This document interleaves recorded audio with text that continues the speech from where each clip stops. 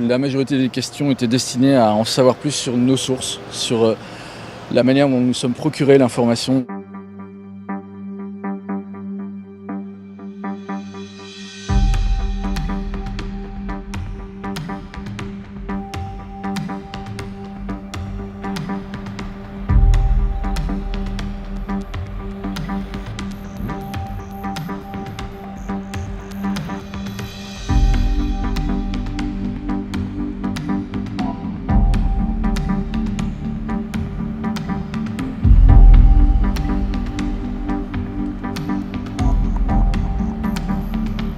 Le document révèle que des chars Leclerc sont utilisés sur le sol yéménite, que des navires français, des frégates françaises, participent au blocus maritime qui affame la population et qui empêche l'aide humanitaire d'arriver convenablement au Yémen.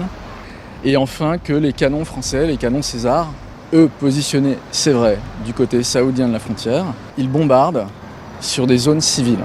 Ce qui fait mentir évidemment toute la communication gouvernementale sur l'usage qu'on fait des armes françaises au Yémen.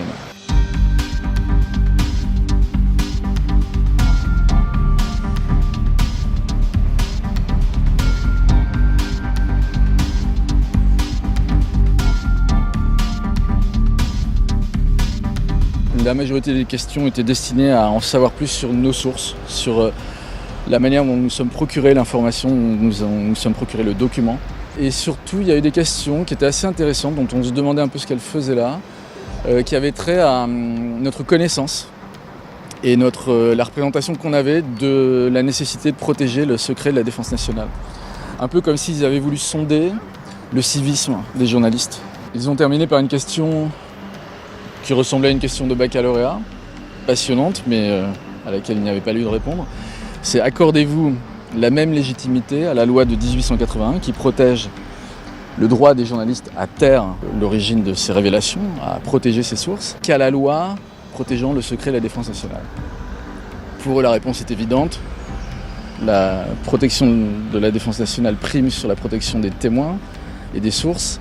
Pour nous, c'est juste l'inverse. J'ai donc répondu une phrase standard qu'on répond tous, c'est je ne souhaite pas répondre à des questions parce que je crains que ça porte atteinte à la protection de mes sources. Voilà. C'est une manière donc de mettre un peu de pression sur les sources, de faire entendre aux sources qu'ils iront très loin. Enfin, ils convoqueront tous les journalistes qui ont révélé l'information. Dernièrement, avec la convocation d'Ariane Chemin, ils ont même convoqué le directeur du Monde, ce qui est aussi un très beau message aux sources et aux lanceurs d'alerte pour leur dire: regardez, on n'a pas peur de convoquer le directeur d'un grand journal. Et ça pose aussi un problème parce qu'on est en ce moment dans une période de durcissement du gouvernement à l'égard du journalisme d'enquête.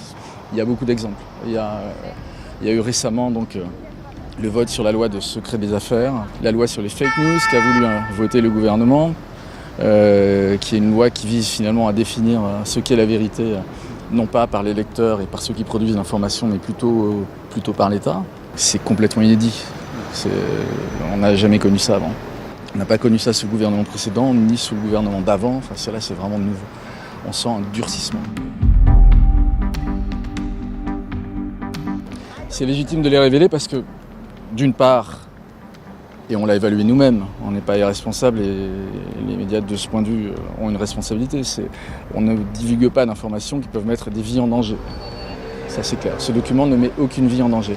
Il ne met en danger même l'identité d'aucun agent sur le terrain, d'aucun militaire sur le terrain. Donc nous on considère que le secret défense ne se justifie pas. Et ce document a l'immense avantage de révéler une information d'intérêt public qui devrait normalement faire l'objet d'un débat qui dépasse le choix discrétionnaire d'un gouvernement ou d'un ministre. Bon.